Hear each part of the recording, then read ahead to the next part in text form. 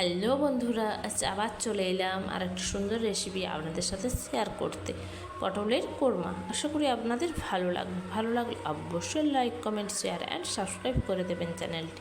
চলুন শুরু করা যাক। আজ বানাবো পটলের কোরমা। সেই জন্য পটলগুলোকে ছাড়িয়ে নিয়েছি। এবার মাছ বরাবর আস্তে আস্তে করে একটু করে চিড়ে নেব।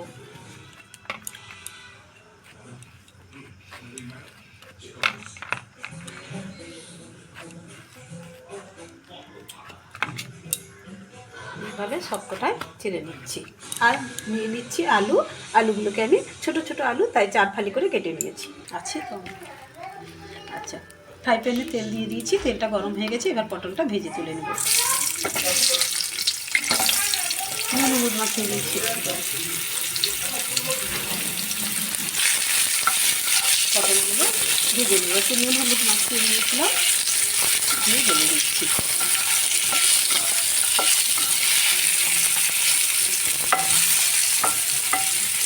ভাজাবো।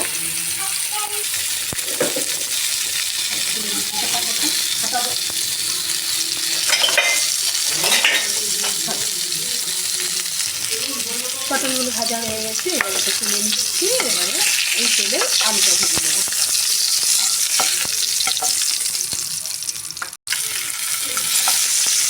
আলুটাও নুন হলুদ মাখিয়ে নিয়েছি।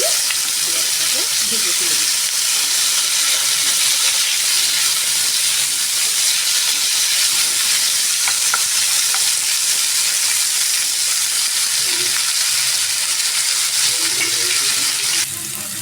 আলুটা ভাজা হয়ে গেছে। এবার এটা তুলে নিচ্ছি।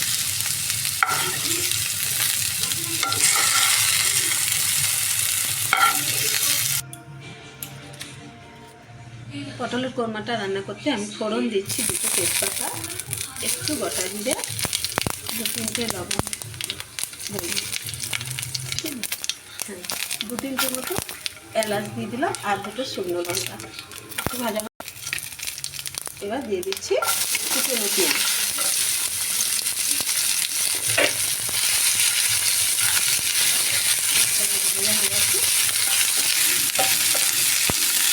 মাছটা ভালো করে ভেজে নিতে হবে। মাছটা লাল লাল ভেজে রাখছি। তারপরে আমি দিচ্ছি একটু রসুন বাটা, আর দিয়ে দিচ্ছি আদা বাটা।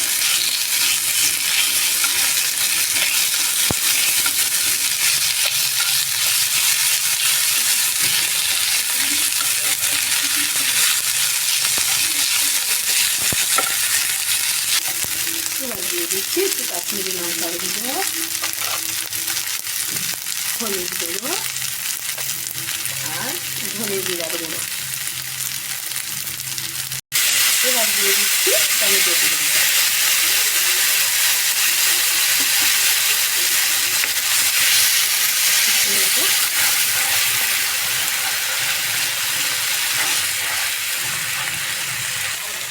দিয়ে দিচ্ছি পরিমাণ মতো নুন, আর দিয়ে দিচ্ছি চিনি।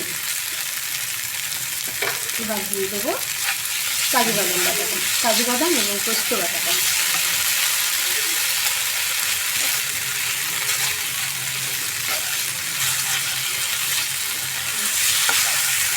ভালো করে কষবো। পোস্ত বাটার জলটা দিয়ে একটু কষিয়ে নিচ্ছি। তারপরে পটল আর আলুটা দিয়ে দেবো।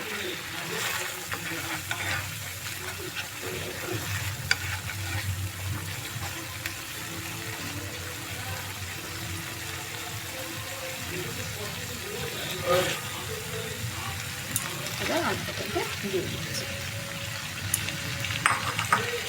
দিয়ে আর একটু কষিয়ে নেব।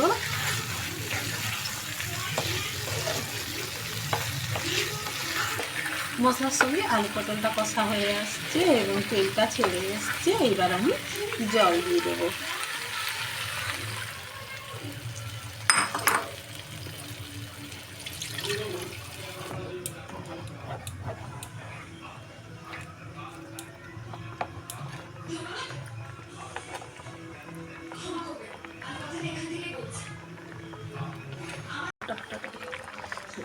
এবার এটা আমি ঢাকনা দিয়ে দিচ্ছি 10-15 মিনিটের জন্য। 15 মিনিট হয়ে গেছে। এবার আমি ঢাকনাটা খুলে দেখি। আমাদের কোরমা রেডি হয়ে গেছে, পটল সব সুন্দর সেদ্ধ হয়ে গেছে, দেখুন খুব সুন্দর কালারও এসছে। এবার এটা আমি নামিয়ে দিচ্ছি। কোরমাটা রেডি হয়ে গেছে, এবার এটা রুটির সঙ্গে খাওয়ার জন্য প্রস্তুত হয়ে গেছে। এবার খাওয়ার পালা।